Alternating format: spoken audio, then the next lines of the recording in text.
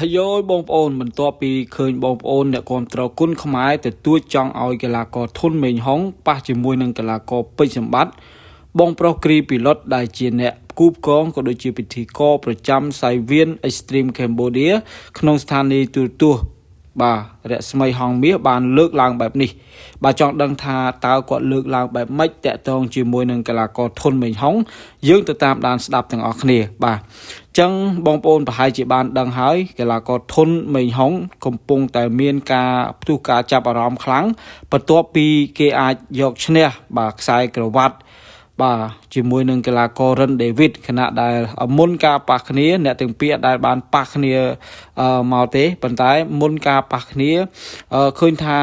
មតិអ្នកគាំទ្រភាគច្រើនក្នុងនាមជាខ្មែរដូចគ្នាឃើញថាជ្រើសរើសយកកីឡាកររិនដេវីតច្រើនមែនតើដោយឡែកលោកគ្រូធុនសុភាដែលជាគ្រូបង្វឹកផ្ទាល់របស់កីឡាករធុនមេងហុងគាត់សង្ឃឹមលើកូនសិស្សរបស់គាត់យើងអាចនិយាយបានថាមិនយើងប្រើគោយើងទៅសើគោពីណាគេប៉ុន្តែលោកគ្រូធុនសុភាគឺគាត់សង្ឃឹមរហូតទៅដល់ 70% ថាកីឡាករធុនមេងហុងនឹងអាចយកឈ្នះលើកីឡាកររិនដេវីតបានខណៈដែលការបដិញ្ញាចិត្តរបស់កីឡាករធុនមេងហុងស្របពេលដែលលោកគ្រូធុនសុភាលើកទឹកចិត្តក៏ដូចជាសង្ឃឹមខ្លួនរហូតដល់ 70% គាត់មានក្តីរំភើបនឹងធ្វើឲ្យគាត់កាន់តែខំប្រឹងវឹកហាត់បន្ថែមទៀតដើម្បីយកជ័យជំនះលើកីឡាកររិនដេវីតបន្ទាប់ពីចប់ការប្រកួតឃើញថាគេសួរថាតើអាចថាចង់ជួបជាមួយនឹងកីឡាករពេជ្រសម្បត្តិដែរឬទេខណៈដែលកីឡាករធុនមេងហុងឆ្លើយភ្លាមតែម្ដងដំបូងឡើយកូនចិត្តតែងតែប៉ងចង់ជួបជាមួយនឹងកីឡាករពេជ្រសម្បត្តិប៉ុន្តែបច្ចុប្បន្ននេះគាត់ថាមិនជាចង់អីណាទេថាចង់បើគេរៀបឲ្យជួបពេលណាពេលហ្នឹងទៅអត់មានបង្ខំថានឹងជួបកីឡាករពេជ្រសម្បត្តិនៅពេលនេះនោះទេតែកន្លងមកខ្លួនធ្លាប់ប៉ងខ្លួនប៉ងហើយការប៉ងរបស់ខ្លួនជំរុញឲ្យទឹកចិត្តការខិតខំវឹកហាត់គឺកាន់តែខ្លាំងទៅអញ្ចឹងនេះមួយយ៉ាងដែរបងប្អូនចង់ជួបអ្នកខ្លាំងទោះបីមិនខ្លាំងដោយកីឡាករពេជ្រសម្បត្តិប្រៀបធៀបបច្ចុប្បន្នប៉ុន្តែឃើញថាលទ្ធផលនៃការខិតខំរបស់គាត់គឺថាបានសម្រេចយើងឃើញថាផ្លែផ្កាមែនតើបច្ចុប្បន្ននេះកីឡាករធុនមេងហុងមានខ្សែក្រវ៉ាត់គុណខ្មែរយើងមាន2ខ្សែហើយមួយខ្សែក្រវ៉ាត់ Extreme មួយខ្សែក្រវ៉ាត់ដែលទើបតែប្រកួតឈ្នះកីឡាកររិនដេវីតថ្មីនេះបងប្អូនវ៉ាវបងប្អូនចឹងបន្ទាប់ពីមានបងប្អូនមហាជនអ្នកគាំទ្រចាត់ទួចចង់ឲ្យកីឡាករកាន់ធុនមេងហុងប្រកួតជាមួយនឹងកីឡាករពេជ្រសម្បត្តិជាការលើកឡើងក៏ដូចជាការលើកឡើងរបស់កីឡារបស់បងប្រុសគ្រីពីឡុតគាត់បានលើកឡើងថាអាចជួបបានចេះតែជួបហើយរវាងធុនមេងហុងជាមួយនឹងកីឡាករពេជ្រសម្បត្តិប៉ុន្តែគួរតែដាក់ឲ្យជួបអ្នកនេះអ្នកនោះសិន2-3ប្រកួតសិនបើសិនជាមើលទៅស្ទាបស្ទង់ថាអាចទៅរួច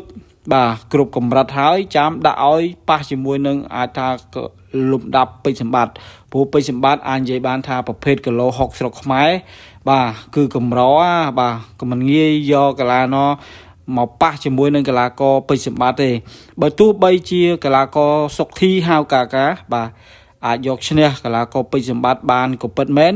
ប៉ុន្តែប្រជាប្រិយភាពបច្ចុប្បន្នរបស់កីឡាករពេជ្រសម្បត្តិខ្ញុំជឿថាវ៉ាដាច់កីឡាករសុកធីមែនតើហើយវ៉ាដាច់តែម្ដងបងប្អូន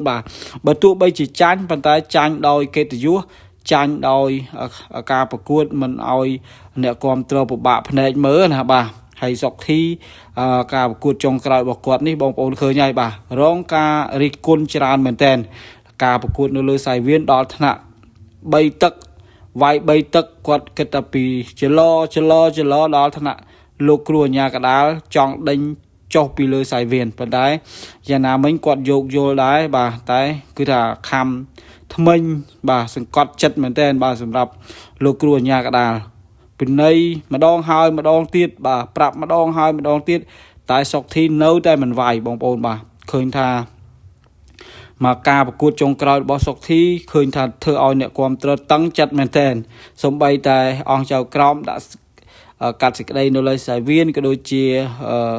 បាទលោកកញ្ញាកដាលក៏គាត់មានការទើសចិត្តមែនទែនបាទទើសចិត្តមែនទែនចឹងរវាងធនមេងហុងនិងពេជ្រសម្បត្តិបងប្អូនយល់យ៉ាងណាដែរបាទហើយមួយទៀតបាទតាក់ទងជាមួយនឹងការពារខ្សែក្រវ៉ាត់ Extreme ក្នុងប្រភេទគីឡូ60បាទចឹង